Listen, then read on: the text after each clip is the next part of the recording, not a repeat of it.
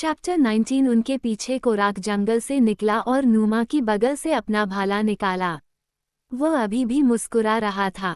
उसने इस तमाशे का भरपूर आनंद लिया था।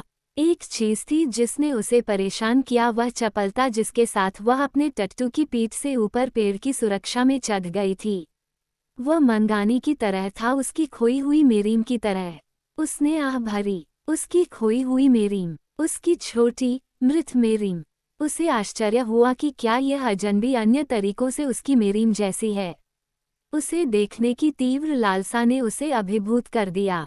उसने मैदान में स्थिर रूप से आगे बढ़ने वाली तीनों आकृतियों को देखा। वह सोच रहा था कि उनकी मंजिल कहाँ हो सकती है।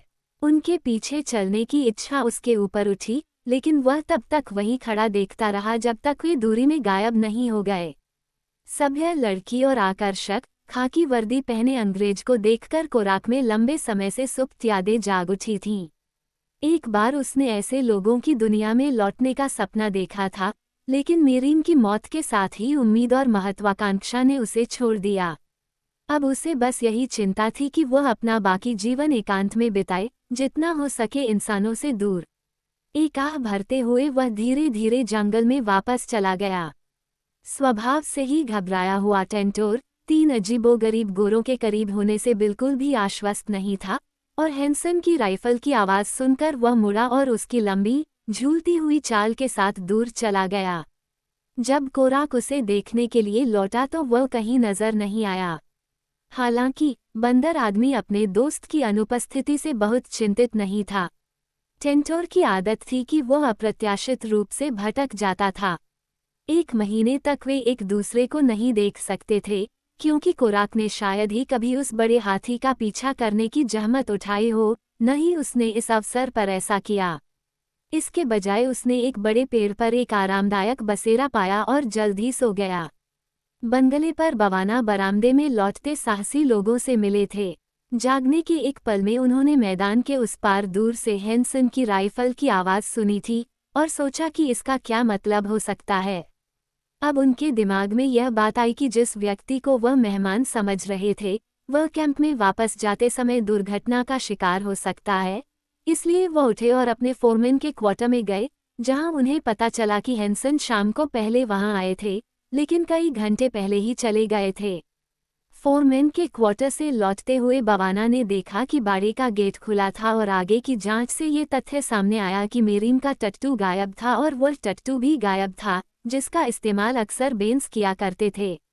तुरंत बवाना ने मान लिया कि गोली माननीय मोरिसन ने चलाई थी, और उन्होंने फिर से अपने फोरमैन को जगाया और जांच में जाने की तैयारी कर रहे थे। तभी उन्होंने मैदान के उस पार से पार्टी को आते देखा।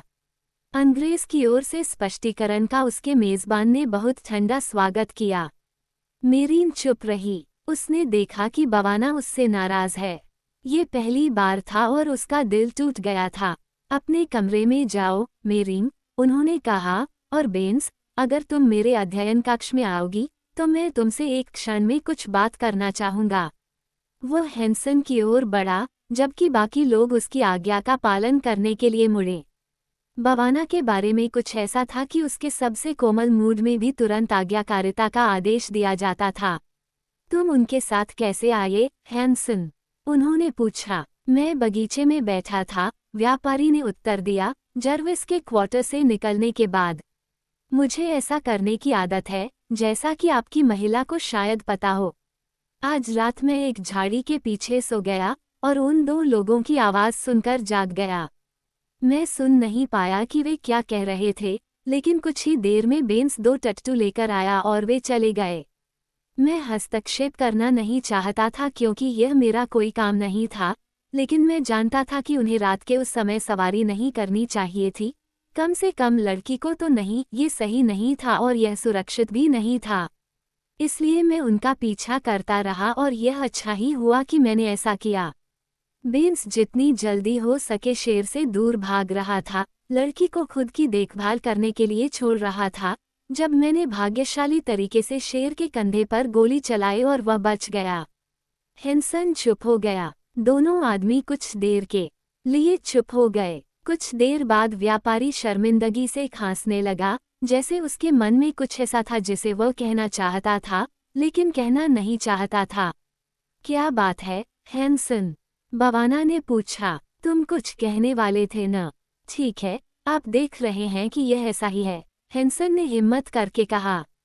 यहाँ शाम को काफी समय तक रहने के कारण मैंने उन दोनों को कई बार साथ देखा है, और आपसे क्षमा चाहता हूँ, सर, लेकिन मुझे नहीं लगता कि मिस्टर बेंस का उस लड़की के प्रति कोई अच्छा इरादा है। मैंने इतनी बातें सुनी हैं कि मुझे लगता है कि वो उसे अपने साथ भगाने की कोशिश कर रहा है। हैंसन अपने स्वार्थ के लिए, जितना वह जानता था, उससे कहीं ज्यादा सच्चाई के करीब पहुंच गया। उसे डर था कि बेंस उसकी अपनी योजनाओं में हस्तक्षेप करेगा, और उसने एक योजना बना ली थी जिससे वो उस युवा अंग्रेज का इस्तेमाल कर सके और साथ ही उससे छुटकारा भी पा सके। और मैंने सोचा, व्यापारी ने आगे कहा, चूंकि मैं जाने वाला हूँ, इसलिए आप श्री बेंस को सुझाव देना चाहेंगे कि वे मेरे साथ चलें। मैं उन्हें आपके लिए एक एहसान के तौर पर कारवां ट्रेल्स के उत्तर में ले जाने के लिए तैयार हूँ, सर। बवाना एक क्षण के लिए गहरी सोच में डूबा रहा। फिर उसने ऊपर देखा। बेशक, हैंसन, बेंस मेरे मेहमान हैं, उन्होंने कहा, उनकी आंखों में एक गंभीर चमक थी।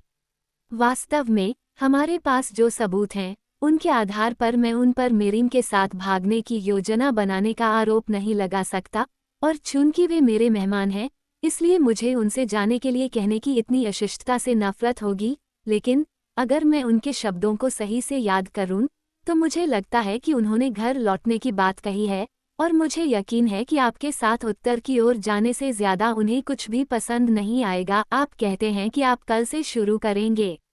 मुझे लगता है कि बेंस आपके साथ आएंगे। अगर आप चाहें तो सुबह आएं, और अब शुभ रात्रि, और मेरिम पर नजर रखने के लिए धन्यवाद। हैंसन ने एक मुस्कान छिपाई और मुड़कर अपनी काठी की तलाश की। बवाना बरामदे से अपने अध्ययन कक्ष में चले गए, जहां उन्होंने माननीय मॉरिसन को आगे पीछे घूमते हुए पाया। जाहिर तौर पर वे बहुत असहज थे। बेंस, बवाना ने सीधे मुद्दे पर आते हुए कहा, हैंसन कल उत्तर की ओर जा रहा है। उसे तुम बहुत पसंद आई हो, और उसने मुझसे तुमसे ये कहने के लिए कहा कि उसे खुशी होगी अगर तुम उसके साथ आओ।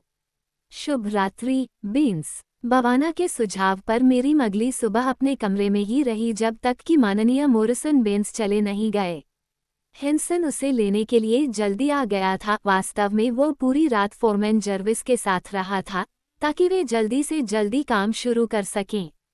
माननीय मॉरिसन और उनके मेजबान के बीच विदाई का आदान प्रदान सबसे औपचारिक प्रकार का था, और जब आखिरकार अतिथि चला गया तो बवाना ने राहत की सांस ली। यह एक अप्रिय कर्तव्य था और वह खुश था कि यह खत्म हो गया, लेकिन उसे अपने किए पर पछतावा नहीं था। वह मेरिम के लिए बेंस के मोह से अंधा नहीं था, और उस युवक की जाति के प्रति गर्व को जानते हुए उसने एक पल के लिए भी यह विश्वास नहीं किया था कि उसका अतिथि इस अनाम अरब लड़की को अपना नाम देगा, क्योंकि यद्यपि वह पूर्ण रक्त अरब के लिए अत्यंत गोरी थी, बवाना ने उसे ऐसा ही माना। उसने इस विषय पर फिर से मेरिम से बात नहीं की, और इसमें उसने गलती की, क्योंकि वह युवा लड़की बवाना और माई डियर के प्रति कृतज्ञता के ऋण को महसूस करते हुए गर्व और संवेदनशील दोनों थी। इसलिए बवाना द्वारा बेंस को दूर भेजने और उसे स्पष्टीकरण या बचाव का कोई अवसर न देने के कार्य ने उसे चोट पहुंचाए और अपमानित किया। इसके अलावा इसने उसकी आंखों में बेंस को शहीद बनाने और उसके सीने में उसके प्रति वफादारी की गहरी भावना जगाने में बहुत मदद की। जिसे वह पहले प्यार समझती थी, अब वो पूरी तरह प्यार समझती थी। बवाना और माई डियर ने उसे उन सामाजिक बाधाओं के बारे में बहुत कुछ बताया होगा जो वे अच्छी तरह जानते थे कि बेंस को मैरियम और उसके बीच मौजूद महसूस हो रही होंगी, लेकिन वे उसे चोट पहुंचाने से हिचकिचाए। बेहतर होता कि वे उसे कम दुख पहुंचाते और बच्चे को उस दुख से बचाते जो उसकी अज्ञानता के कारण होने वाला था। जब हैंसन और बेंस अपने शिविर की ओर बढ़ रहे थे, तो अंग्रेज ने उदास चुप्पी बनाए रखी। दूसरा व्यक्ति एक ऐसा रास्ता बनाने की कोशिश कर रहा था जो स्वाभाविक रूप से उसके मन में मौजूद प्रस्ताव की ओर ले जाए। वह अपने साथी के पीछे गर्दन रखकर चल रहा था और दूसरे के कुलीन चेहरे पर उदास भाव देखकर मुस्कुरा रहा था। तुम्हारे साथ बहुत बुरा व्यवहार किया है न? उसने आखिरकार हिम्मत करके कहा और अपना सिर बंगले की ओर घुमाया, जबकि बेंस ने उसकी टिप्पणी पर अपनी नज़रें घुमाईं। वो लड़की के बारे में बहुत सोचता है, हैंसन ने कहा, और नहीं चाहता कि कोई उससे शादी करके उसे दूर ले जाए, लेकिन मुझे ऐसा लगता है कि वह तुम्हें दूर भेजकर उसे अच्छाई से ज़्यादा नुकसान पहुंचा रहा है। उसे कभी न कभी शादी कर लेनी चाहिए, और वह तुम्हारे जैसे अच्छे युवा सज्जन से बेहतर कुछ नहीं कर सकती। बेंस, जो पहले तो इस साधारण व्यक्ति द्वारा अपने निजी मामलों का उल्लेख किए जाने पर बुरा मानने को तैयार थे, हैंसन की अंतिम टिप्पणी से नर्म पड़ गए, और तुरंत ही उन्हें हैंसन में एक उत्कृष्ट विवेकशील व्यक्ति नजर आने लगा। वो एक बहुत बड़ा बदमाश है, माननीय मॉरिसन ने बड़बड़ाते हुए कहा, लेकिन मैं उससे बदला लूंगा। वो मध्य अफ्रीका में भले ही सबसे बड़ा हो, लेकिन मैं लंदन में उतना ही बड़ा हूँ जितना वह है, और जब वह घर आएगा तो उसे यह पता चल जाएगा। अगर मैं तुम्हारी जगह होता, हैंसन ने कहा, मैं किसी भी आदमी को अपनी मनचाही लड़की पाने से नहीं रोक सकता। तुम्हारे और मेरे बीच में मुझे उसकी कोई ज़रूरत नहीं है, और अगर मैं किसी भी तरह से तुम्हारी मदद कर सकता हूँ तो बस मुझे बुलाओ। यह आपकी बहुत अच्छी बात है, हैंसन, बेंस ने थोड़ा गर्म होते हुए कहा, लेकिन इस भगवान त्यागी छेद में एक आदमी क्या कर सकता है? मुझे पता है कि मैं क्या करूँगा, हैंसन ने कहा। मैं लड़की को अपने साथ ले जाऊँगा। अगर वह तुमसे प्यार करती है तो वह चली जाएगी, ठीक है? ऐसा नहीं हो सकता, बेंस ने कहा। वह मीलों तक फैले इस पूरे खिलते हुए देश पर हुक्म चलाता है। वो हमें ज़रूर पकड़ लेगा। नहीं, वो ऐसा नहीं करेगा, मेरे द्वारा सब कुछ चलाने के बाद भी नहीं, हैंसन ने कहा। मैं 10 साल से यहाँ व्यापार और शिकार कर रहा हूँ और मैं इस देश के बारे में उतना ही जानता हूँ जितना वह जानता है। यदि आप लड़की को साथ ले जाना चाहते हैं तो मैं आपकी मदद करूँगा, और मैं गारंटी देता हूँ कि तट पर पहुँचने से पहले कोई भी हमें पकड़ नहीं पाएगा। मैं आपको बताता हूँ, आप उसे एक नोट लिखें और मैं उसे अपने मुखिया के जरिए उसके पास पहुँचा दूँगा। उसे अलविदा कहने के लिए आपसे मिलने के लिए कहें, वह मना नहीं करेगी। इस बीच हम हर समय थोड़ा और उत्तर की ओर शिविर लगा सकते हैं और आप उसके साथ व्यवस्था कर सकते हैं कि एक निश्चित रात को सब कुछ तैयार हो जाए। उससे कहो कि मैं उससे तब मिलूंगा जब तुम शिविर में हमारा इंतज़ार करोगी। ये बेहतर होगा क्योंकि मैं देश को अच्छी तरह जानता हूँ और तुमसे ज़्यादा तेज़ी से इसे कवर कर सकता हूँ। तुम सफारी का ध्यान रख सकते हो और उत्तर की ओर धीरे धीरे आगे बढ़ सकते हो और लड़की और मैं तुम्हारे पास पहुँच जाएंगे। लेकिन मान लीजिए कि वह नहीं आएगी, बेंस ने सुझाव दिया। फिर आखिरी अलविदा के लिए एक और तारीख तय करो, हैंसन ने कहा, और तुम्हारी जगह मैं वहां रहूंगा और मैं उसे भी साथ ले जाऊंगा।